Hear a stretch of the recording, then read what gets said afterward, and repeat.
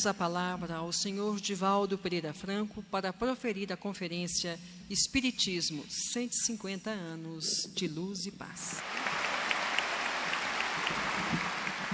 Digníssimas autoridades, presentes e representadas, excelentíssimas senhoras, excelentíssimos senhores, queridas irmãs, queridos irmãos espíritas, caros amigos telespectadores da TV SEI, da TV Mundo Maior, caros amigos ouvintes da Rádio Rio de Janeiro, da Rádio Boa Nova, jovens, nossos votos de muita paz.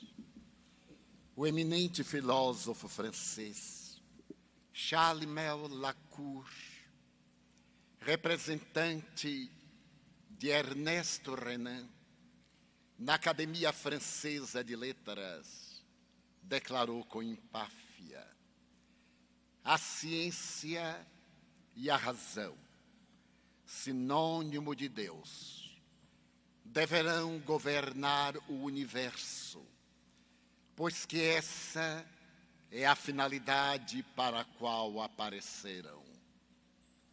15 anos depois, no mesmo recinto da Academia Francesa de Letras, Francis Chalmers, substituto de Berthelot, evocando aquele momento, afirmou que não tinha conhecimento de que em época alguma da humanidade a ciência houvesse enxugado lágrimas nascidas no coração.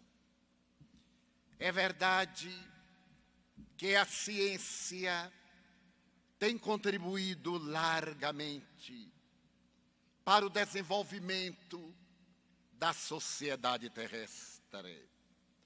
Aliada à tecnologia, prolongou a existência humana, animal, vegetal, na face do planeta, modificou a estrutura do orbe terrestre, favoreceu com admiráveis contribuições a comunicação, a saúde, a emoção da criatura humana, eliminando graves problemas que um dia varreram a terra, levando à destruição e à amargura.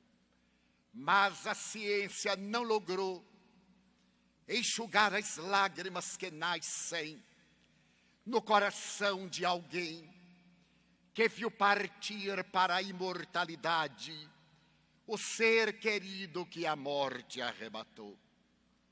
A ciência não conseguiu enxugar a lágrima que parte de um coração despedaçado pela ingratidão, pela traição, pela hediondez.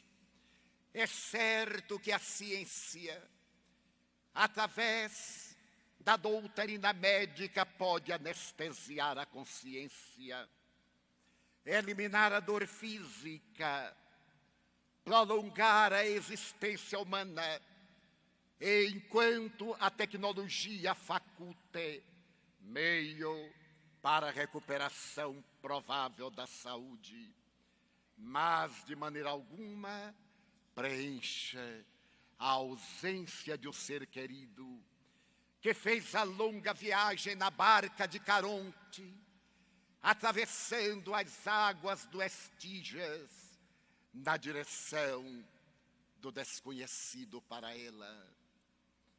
100 anos aproximadamente depois, o notável teólogo e filósofo também, admirável Rolumei, fazendo uma análise da ciência e da arte de criar, asseverava que a sociedade contemporânea é fruto de 400 anos de egotismo, de discriminação, de interesses sórdidos, que conseguiram criar uma mentalidade enfermiça e uma conduta belicosa. E logo depois, dando prosseguimento ao raciocínio, ele conclui que essa conduta psicológica tornou-se responsável por uma neurose coletiva.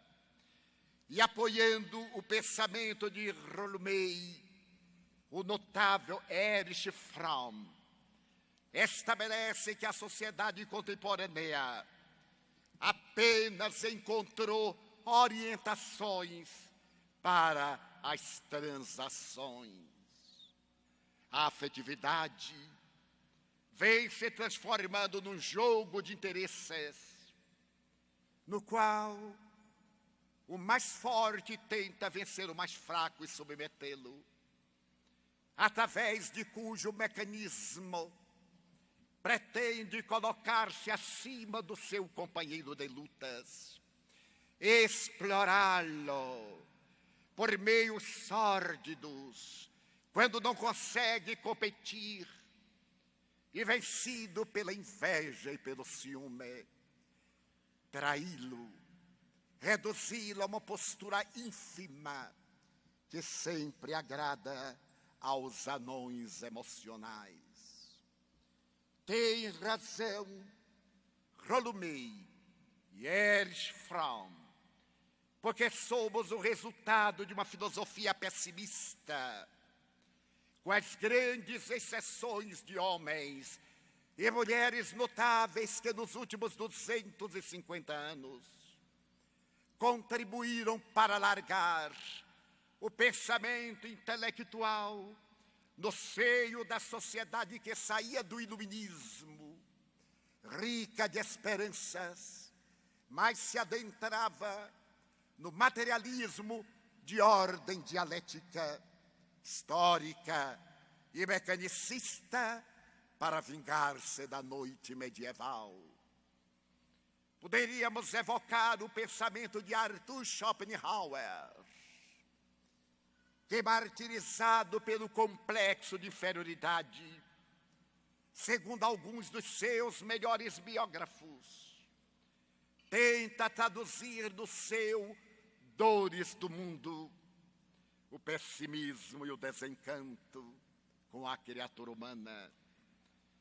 No transtorno que ele toma conta da vida, Schopenhauer, apesar de algumas propostas filosóficas que não encontraram ressonância no pensamento dos seus pares na Alemanha, abandona a Universidade de Berlim e começa a proclamar que o ideal da vida estaria nas palavras de Platão, em um mundo fora da realidade terrestre, o mundo das ideias. Mas na impossibilidade de ser encontrado este mundo das ideias entre as criaturas humanas, somente haveria uma solução, um suicídio coletivo. E essa proposta atormentada de Arthur Schopenhauer irá reaparecer no pensamento de Goethe, o maior gênio da poesia e da literatura alemã, quando ele apresenta o seu célebre Das Werther, a história do jovem Werther, que se apaixona por uma jovem e, porque foi recusado, opta pelo suicídio. A obra pessimista de Goethe estimula os jovens atormentados da Europa e uma onda de suicídio varre o velho continente. Até o momento quando as autoridades governamentais proíbem as traduções, as edições e reedições do Das Werther, porque na grande inteligência de Goethe A sedução pelo suicídio arrebatava a juventude inexperiente e sequiosa de prazer. Mas de imediato a sociedade filosófica tem ocasião de acompanhar o pensamento de Frederico Nietzsche, atormentado desde a juventude, que havia sido reservado para atividades de natureza religiosa graças a uma mãe profundamente mística e sujeito a depressões periódicas. Ele opta pela filosofia, pela filologia e realiza uma grande jornada para encontrar um lugar no qual a sua saúde pudesse experimentar algum equilíbrio, chegando por volta de 1869 a ter os últimos momentos de lucidez que culminam 10 anos depois, quando publica Assim Falava Zaratustra, para morrer no ano de 1900 totalmente em demência. Se é verdade que a influência de Schopenhauer em Nietzsche matou-lhe o interesse pela criatura humana, a sua convivência com Richard Wagner propôs que fosse gerado um super-homem. E Nietzsche fascina com este super-homem ideal, que pudesse governar as nações e impor-se, mesmo que de maneira arbitrária, esse Übermensch, capaz de governar aqueles que fossem fracos, para evitar que tombassem no caos total.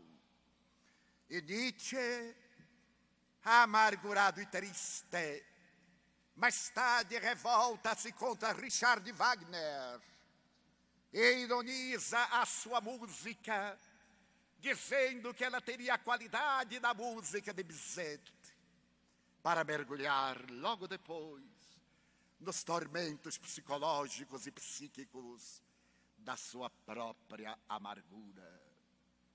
A herança de Schopenhauer é absorvida por Søren Kierkegaard, o extraordinário teólogo dinamarquês, que tem a coragem de reprochar a conduta cristã da sua época, particularmente a luterana, a cuja igreja ele pertencia, e proclamar um cristianismo nas bases de Jesus, conforme o haviam vivido ele, o mestre incomparável, e os seus primeiros discípulos, deixando, no entanto, um legado algo amargo, como herança de Schopenhauer, prolongado em Nietzsche e coroado por alguém que deveria restabelecer-lhe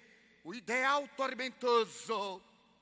Mais tarde, no século XX, o notável Martin Heidegger, amargo, guardando o pensamento de Kierkegaard e o cepticismo feito de depressão, este homem, Heidegger, irá tornar-se um dos grandes inspiradores do nazismo alemão, do fascismo, embora em determinados momentos de grande lucidez ele apresente uma filosofia ideal, mas ainda assinalada pela amargura.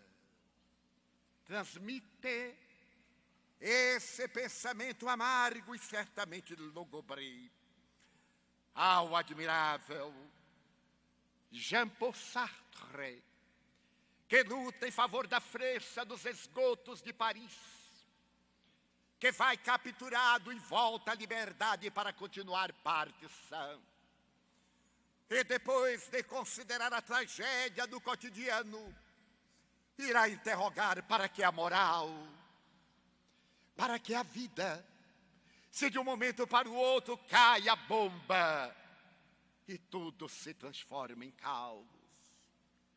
Ele tivera, infelizmente, a oportunidade de acompanhar a defecção de alguns religiosos ortodoxos que, nos dias da invasão da Europa pelo nazismo, negociavam com os criminosos das tropas SS.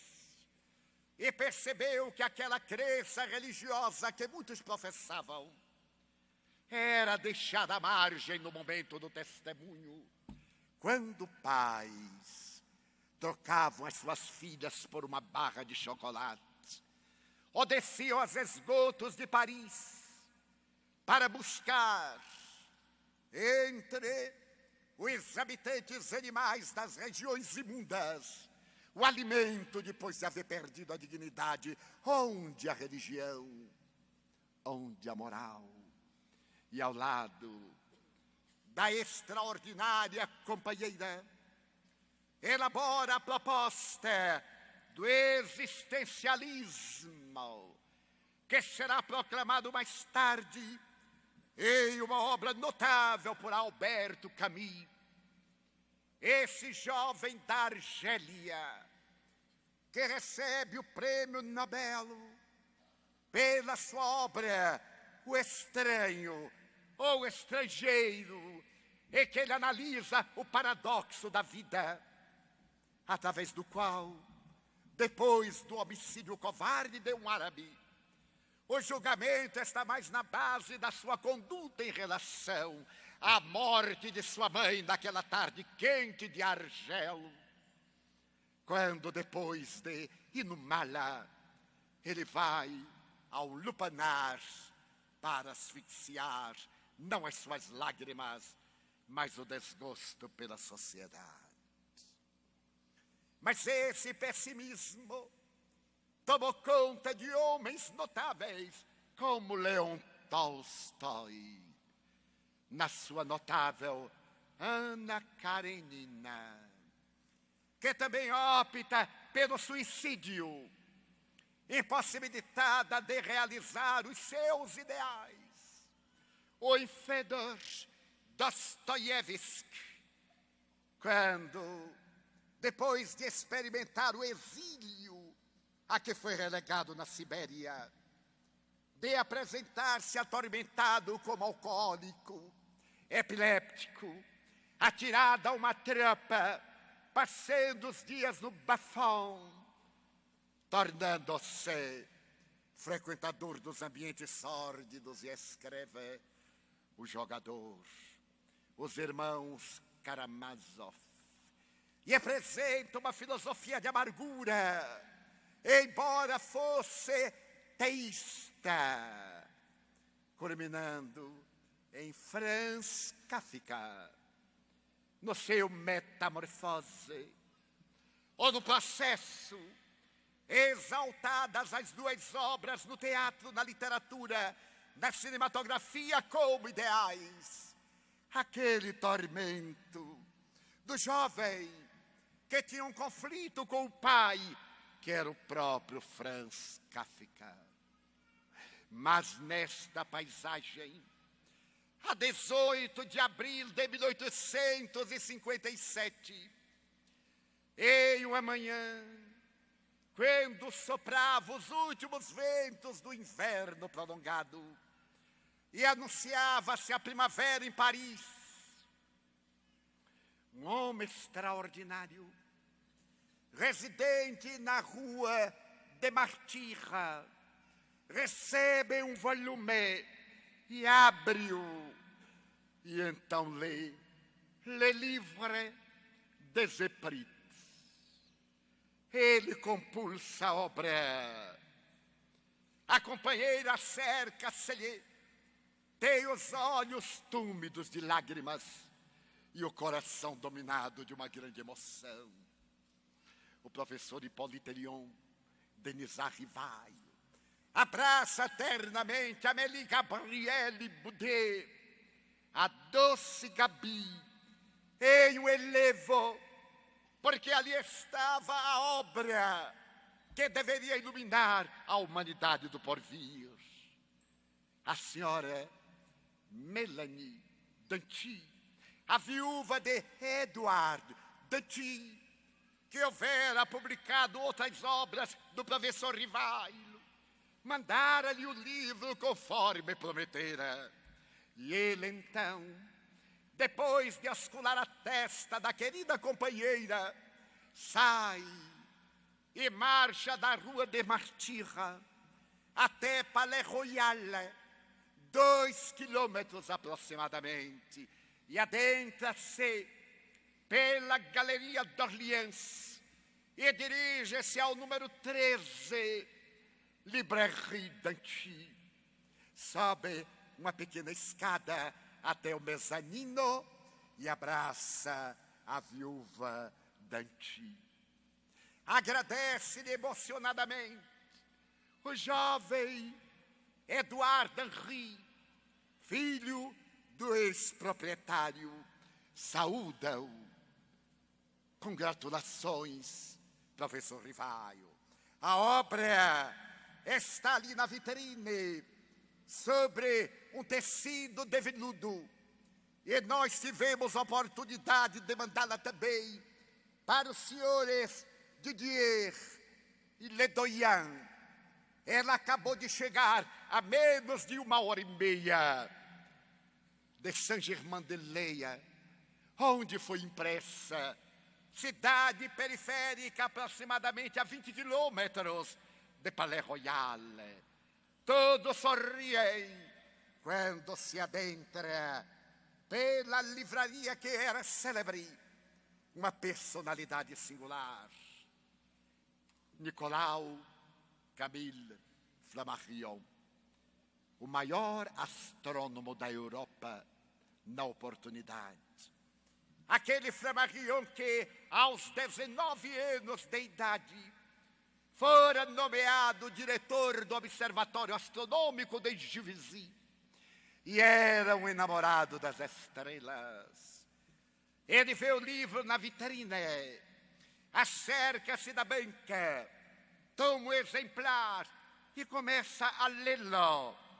Entusiasma-se e pergunta à senhora Melanie: mas quem é o senhor Allan Kardec, totalmente desconhecido em nossa literatura?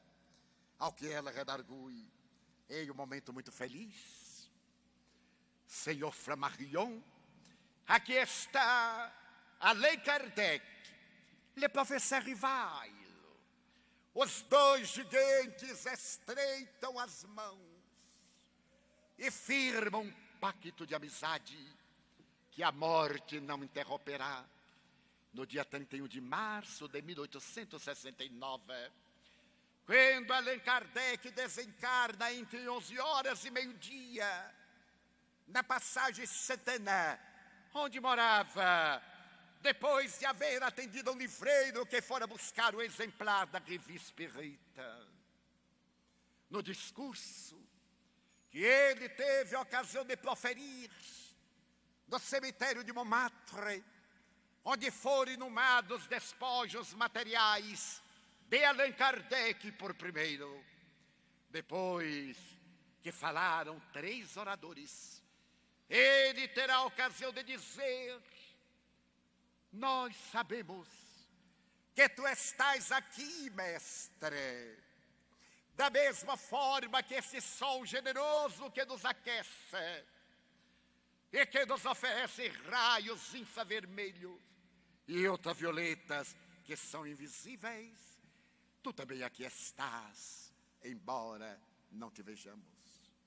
Por isso que não te dizemos adeus, dizemos-te au revoir, até breve, e culmina informando que Allan Kardec foi na Terra le bon sens encarné, o bom senso encarnado.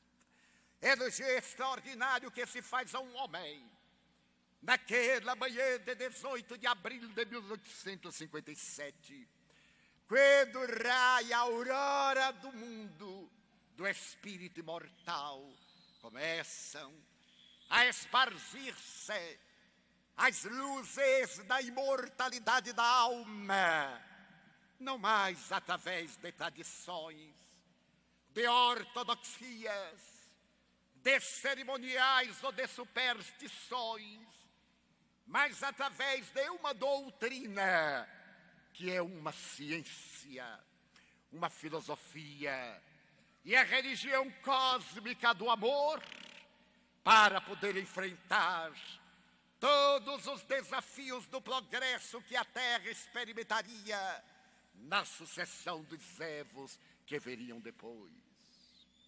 O Livro dos Espíritos, que comove o coração do codificador, é uma das obras mais perfeitas no gênero da filosofia universal.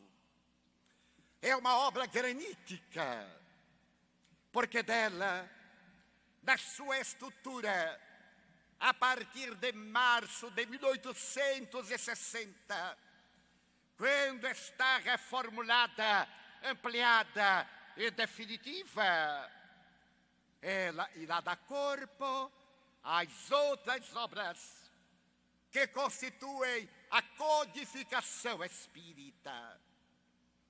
O admirável filósofo brasileiro, professor Herculano Pires, fazendo uma análise do Livro dos Espíritos, entre outras referências, assevera: é uma obra sui generis, porque no seu primeiro livro, os capítulos 1 e 2, até a pergunta número 5, revelam a estrutura da própria obra.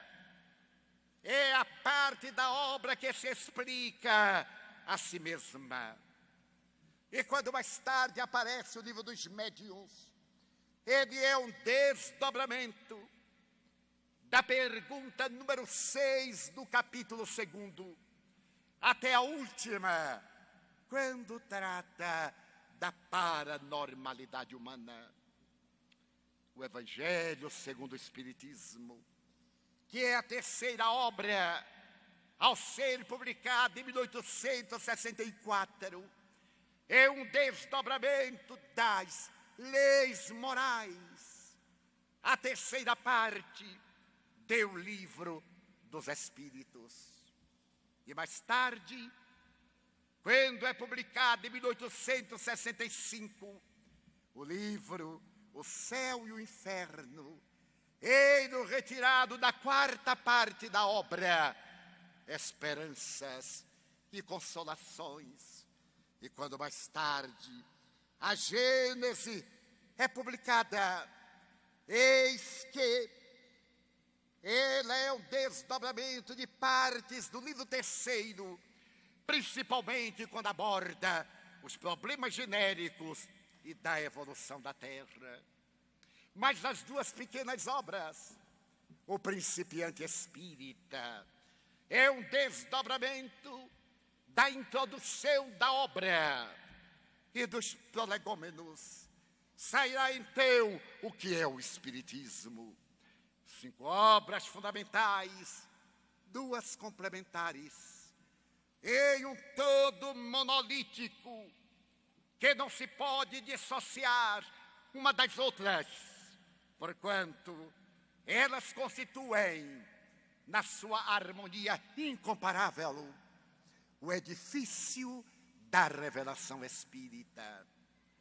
Nessa obra monumental, o egrejo codificador analisa desde a questão transcendental de Deus, à criação, ao espírito, ao destino humano, passando pela lei de causa e de efeito, para atingir as leis que devem viger no universo, fundamentadas na lei de amor, e culminar nas esperanças e consolações, porque o Livro dos Espíritos é uma obra de filosofia realista, otimista, sem os exageros da emoção, nem as marcas perturbadoras do desequilíbrio emocional. não é a obra de um homem, mas é a obra dos Espíritos, que esse missionário teve a honra de coligir, de confrontar, de selecionar, e sob a inspiração do Espírito de verdade, oferecer à humanidade para servir-lhe de guia em quaisquer situações da sua trajetória humana. Hoje, passados 150 anos, podemos acompanhar do progresso da ciência aliada à tecnologia, a exatidão das informações dos espíritos através de Allan Kardec. Por volta de 1992, o emérito psicólogo americano Daniel Goleman resolveu ampliar o conceito de inteligência, naturalmente repetindo as experiências de William James, o psicólogo americano pragmatista, que asseverava ter o indivíduo várias inteligências e propõe a inteligência emocional como sendo aquela que pode servir de suporte para a inteligência intelectiva. Mas logo depois, quando a inteligência emocional, localizada no cérebro pelos neurocientistas, encontrava-se na Universidade de San Diego o neuropsicólogo canadense Michael Persinger, realizando investigações no cérebro de pacientes esquizofrênicos, realizando tomografias computadorizadas com esquematização e emissão de pósitrons.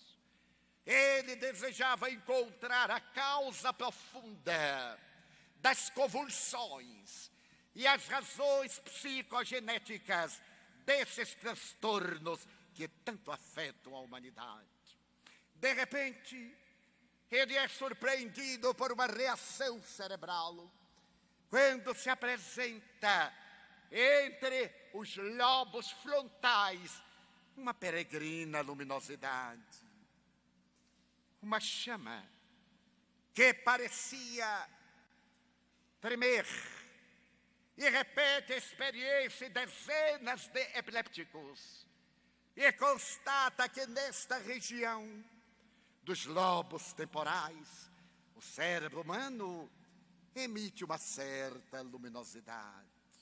Ele concluiu que existe um ponto de luz no cérebro humano e resolveu levar as suas experiências ao neuropsiquiatra Vilayanur Ramachandra, que, advertido a respeito dessa peculiaridade, foi acompanhar as experiências de Persinger e deu-se conta que essa reação fisiológica do cérebro atendia a uma imposição de natureza psicológica. Toda vez quando, diante do paciente, realizando a tomografia computadorizada com esquematização e emissão de pósitron, se pronunciava o nome de Deus em qualquer idioma, Rama, Shiva, Die, Gott, Deus, a chama fremia, agigantava-se, mas quando enunciava um substantivo comum, a chama de maneira alguma reagia. O Dr. Ramachandra, fascinado pela experiência, optou por denominar esse como sendo um ponto de Deus no cérebro humano.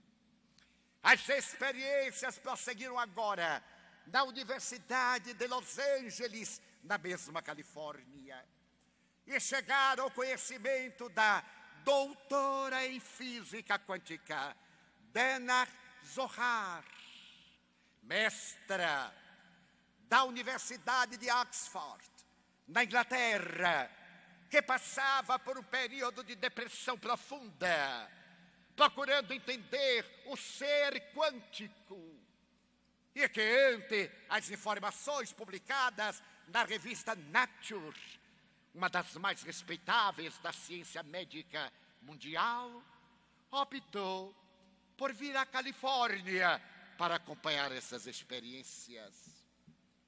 E repetindo-as ao infinito, a doutora Dana Zohar percebeu que não era apenas o ponto de Deus.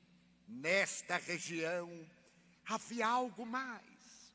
Havia uma inteligência, mas uma inteligência extracorpórea, que se manifestava através do cérebro, e denominou-a como inteligência espiritual. E escreveu uma obra memorável para asseverar que certamente é o ponto de ligação do espírito com a matéria, procurando demonstrar que o espírito é um ser extracerebral, matando a doutrina unicista, aquela que convencionou ser o cérebro o agente do pensamento e que, quando este é dominado pela anóxia de largo curso, advém a sua morte, quando o tronco cerebral e, consequentemente, o aniquilamento da vida. A doutora Dana Zohar e uma elite de estudiosos levantaram-se para dizer que há um espírito, um princípio inteligente que domina a matéria, repetindo a mesma definição que os imortais deram a Allan Kardec, conforme consta na questão de número 23 do Livro dos Espíritos, que é o espírito, é o princípio inteligente do universo. E na questão 72, que seus espíritos, seus seres inteligentes que habitam o mundo fora da matéria. Aí estava agora em laboratório, constatando-se a informação da ciência espírita. E mais fascinante ainda, confirmando velhas tradições orientalistas, desde Krishna, 2000 anos antes de Jesus. As tradições chinesas de 2000 anos antes de Jesus, quando os indianos falavam que o espírito adere ao corpo através de 7 fulcros, os chakras, sendo o mais importante o coronário da revelação divina, que está na parte superior do cérebro. E os chineses afirmavam que essa parte pode ser considerada como um lótus de 1000 pétalas, que se vão abrindo à medida que o ser se desenvolve interiormente para sintonizar com a divindade. A ciência agora, através de pesquisadores honrados, confirmava sim que existe algo na criatura humana e que não depende da organização celular. Por volta de 2002, o notável geneta do comportamento, o Dr. Jim Hammer, depois da decodificação do DNA, depois dos estudos realizados por eminentes cientistas do mundo e concluídos no fim do século XX, estudou o comportamento de gêmeos monozigóitos, de gêmeos semelhantes, bizigoitos, E concluiu que em todos eles, nesses 35 mil pares de genes que possuem o DNA, havia um deles que é o gene da divindade, o VMAT2. Nós somos realmente filhos de Deus, porque carregamos em nós esse gene.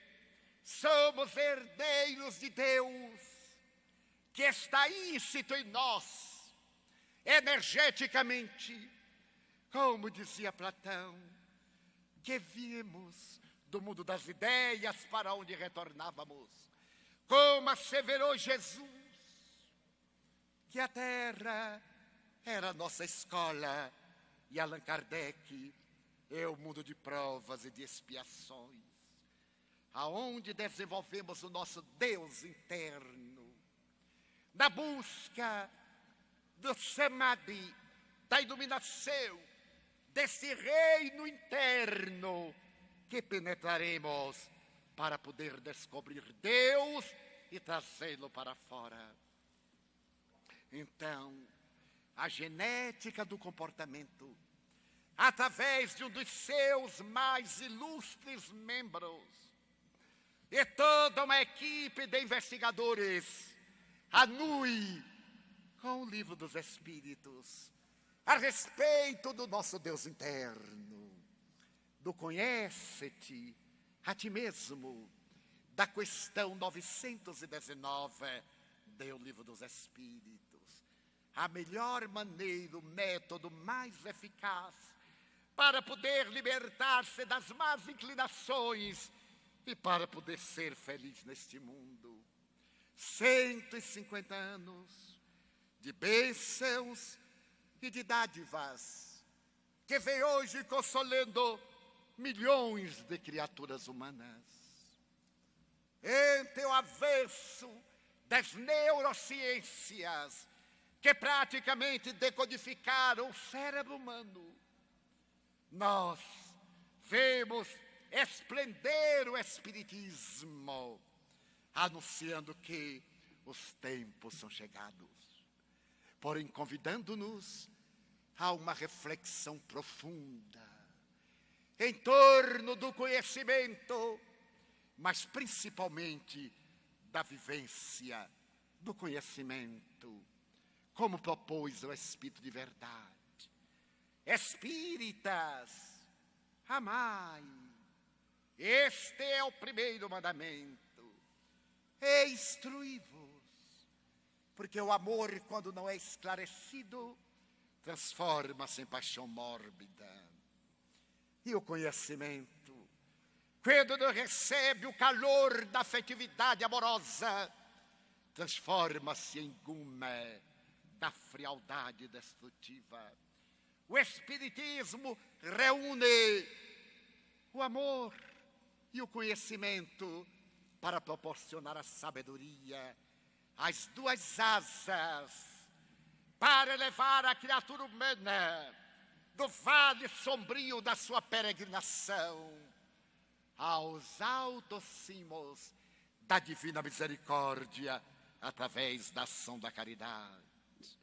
A caridade, que é a alma da doutrina espírita, a religião espírita, que tem as suas raízes fincadas no Evangelho de Jesus, no doce canto da montanha.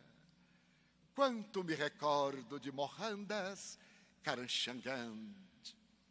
Os cristãos compulsam um livro de 400 páginas e matam-se uns aos outros. Ele era indiano e estava sobre o tacão imperial da Inglaterra, com 700 milhões de indianos e paquistaneses. Para mim, bastou-me o sermão da montanha do evangelista Mateus, quando Jesus sobe a montanha e, abrindo a sua boca, ele canta canta a sinfonia imortal das bem-aventuranças. Aquela voz de quebrada em quebrada, vencendo o torpor da noite medieval e arrancando Francesco Bernardone para trazer Jesus de volta da escuridão do século XII. Ó Teresa d'Ávila, ó São João da Cruz, outros muitos, particularmente Allan Kardec, para consolar os que choram, para atender às nossas dores de almas dilaceradas à borda do desespero, tendo a coragem para prosseguir. Bem-aventurados os aflitos.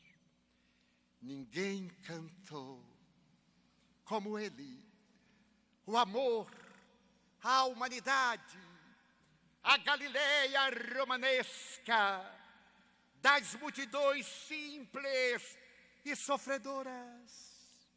Foi o local em que Jesus entoou o hino de libertação das consciências. Foi ali no meio de pescadores, de trabalhadores braçais, que pode vir de bom da Galileia, diziam ironicamente os judeus. Foi exatamente ali que nasceu a mensagem da Boa Nova, para que nunca mais a criatura humana experimentasse orfandade, abandono, nem solidão. Mas foi necessário que viesse o Consolador, como Jesus prometeu, para que todos tivéssemos uma ideia real daqueles ensinamentos que arrebatavam as multidões, para que tivéssemos a perfeita identificação dos conteúdos do verbo amar, do verbo servir, do verbo perdoar. Feliz é a vítima, desventurado é o algoz. Claro que o escândalo é necessário, mas ai daquele que se torna instrumento disso, porque as leis soberanas da vida não necessitam que nós ergamos a adaga da vingança, porque possuem mecanismos hábeis para não gerar novos algozes. Então é necessário que tenhamos a coragem de não desanimar quando acusados, perseguidos, malsinados, odiados, sem masoquismos. Porque desventurado é quem agride, é quem persegue, é quem mente, quem calunia, quem guarda interesses subalternos para poder perturbar a saga daqueles que deram a vida ao crucificado, que retornou do silêncio da morte na madrugada grandiosa da ressurreição. Exultai quando fordes perseguidos e caluniados por causa do amor a mim.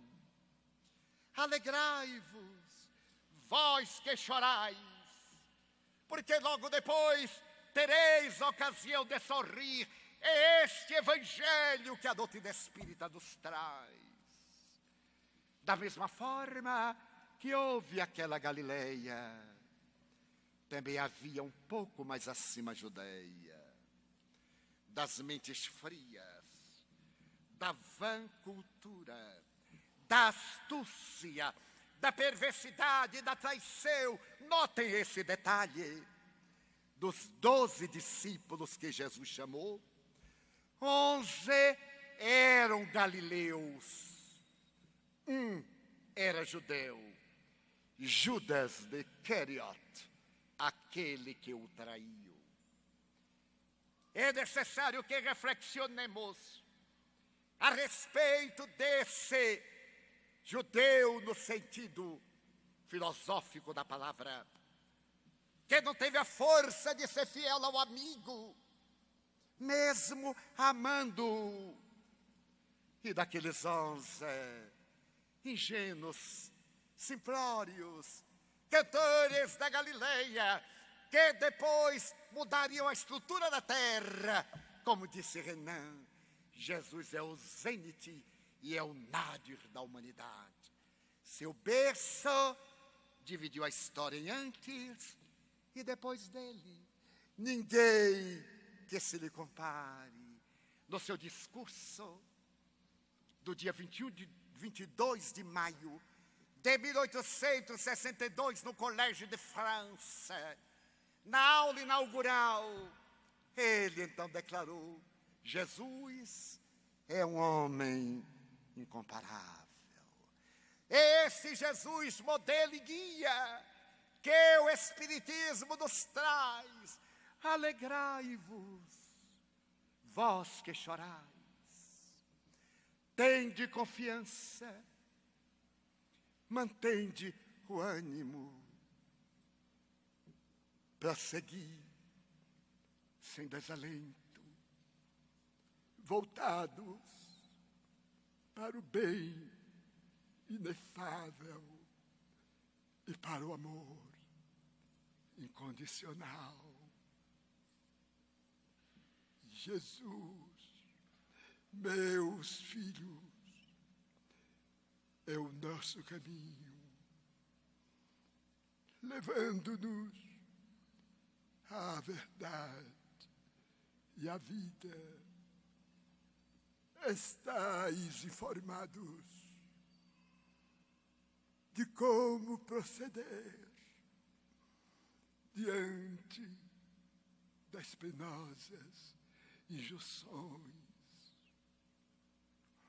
Não busqueis orientações e diretrizes, porque já tendes no amor o perdão. Perdoai sempre e incessantemente, amando os crucificadores, para que todos saibam que sois discípulos do Mestre vitorioso da cruz. Inaugura-se era nova, a revelação espírita abre um ciclo de realizações grandiosas para o porvir. Fostes honrados com o convite do Mestre Jesus para vos constituirdes o alicerce da era nova. Entregai-vos à sua condução e nunca vos deixeis recuar, estacionar, ceder o passo na estrada do bem. Esta é a hora de semear luz. E depois, como aqueles 70 da Galileia, preparar os caminhos, porque o Senhor está chegando à terra para proclamar a glória do Espírito imortal. Ide por todas partes e falai a respeito de Allan Kardec, a quem homenageamos neste dia de encerramento do 2º Congresso Brasileiro de Espiritismo, convidado pelos espíritos espíritas do Brasil, para que presidisse este evento, o nobre codificador aqueceu e com as falanges do Espírito de verdade está conosco e nos acompanhará neste novo ciclo que se abre até o momento quando o mundo de regeneração se encontre instaurado e instalado na terra. Que Jesus nos abençoe, filhos da alma, e que a paz que deflui da consciência tranquila permaneça em vossos corações, com o carinho dos vossos companheiros que vos precederam no retorno ao grande lar, através do servidor humílimo e paternal de sempre, Bezerra. Muita paz.